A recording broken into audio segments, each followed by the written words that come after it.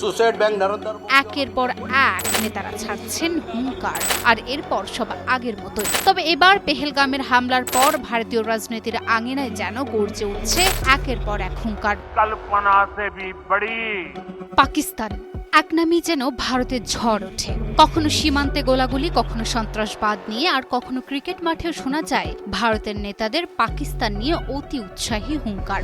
এবারও তার ব্যতিক্রম হয়নি। পেহেলগামের ঘটনার পর এবার হুঙ্কারের আওয়াজটা একটু বেশি শোনা যাচ্ছে।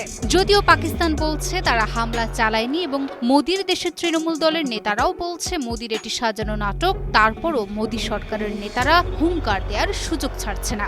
একের পর এক নেতারা ছাড়ছেন হুঙ্কার। একদম লেভেল করে দাও। সীমান্তের গোলাগুলি হোক বা সন্ত্রাসের হামলা, প্রতিবারই ভারত পাক সম্পর্ক পৌঁছে যায় নতুন উত্তেজনার শিখরে। একটু কিছু হলেই ভারত থেকে শোনা যায় পাকিস্তানকে উচিত শিক্ষা দেয়া হবে, পাকিস্তানকে পুরো দুনিয়া থেকে এক ঘরে করা হবে। কিন্তু বাস্তবে কি হয়? সীমান্তে কিছুটা উত্তেজনা, টিভি চ্যানেলে কয়েকদিনের হইচই, আর এরপর সব আগের মতোই। তবে এবার পেহেলগামের হামলার পর ভারতীয় রাজনীতির আঙিনায় যেন গর্জে উঠছে একের পর এক হুঙ্কার। মোদী সরকারের মন্ত্রীরা একের পর এক কড়া বার্তা ছুটছেন পাকিস্তানের দিকে। এবার বিজেপির নেতাদের অনেকে অতি উৎসাহী বক্তব্য দিচ্ছেন। একের পর এক অতি উৎসাহী বক্তার কথায় আগুন ছড়ছে। কেউ বলছেন পাকিস্তানকে শিক্ষা দিতে হবে, মাটিতে মিশিয়ে দিতে হবে, তো কেউ আবার আরো এক ধাপ এগিয়ে বলছেন গায়ে বোমা বেঁধে পাকিস্তান যাব।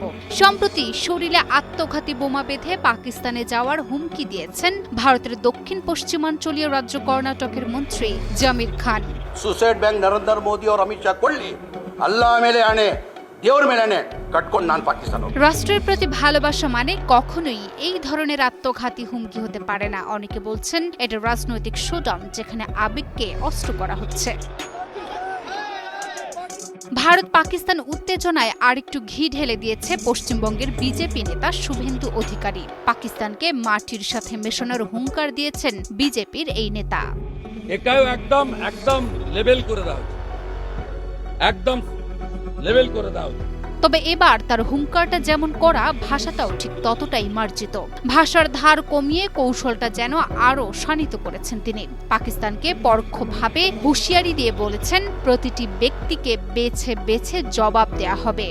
आतंकवाद को मूल समेत उखाड़ने का हमारा संकल्प है और वो सिद्ध होकर रहे। হুঙ্কার দেয়া থেকে নরেন্দ্র মোদীও বাদ যাননি। বিভিন্ন সভা সমাবেশে তিনি একের পর এক বক্তব্যে পাকিস্তানকে পরোক্ষভাবে দিচ্ছেন হুঙ্কার, কখনো পেহেলগাম ইস্যুতে, কখনো সন্ত্রাসবাদ নিয়ে। जिन्होंने ये हमला किया है उन आतंकियों को और इस हमले की साजिश रचने वालों को उनकी कल्पना से भी बड़ी सजा मिलेगी। পাকিস্তান আর ভারতের সম্পর্ক নিয়ে নেতাদের ভাষণ নতুন কিছু নয়। পাকিস্তান ভারত সম্পর্ক নিয়ে নেতাদের এই বাগাড়ম্বর কখনো আসল সমস্যার সমাধান আনে না, বরং সাধারণ মানুষের মধ্যেই জন্ম দেয় ভয় আর ঘৃণার। নেতারা বদলায়, সরকারের মসনদ বদলায়, কিন্তু যে জিনিস বদলায় না সেটা হলো সীমান্তের গরিব মানুষগুলোর কাঁপা কাঁপা শ্বাস। Desk report, news 24।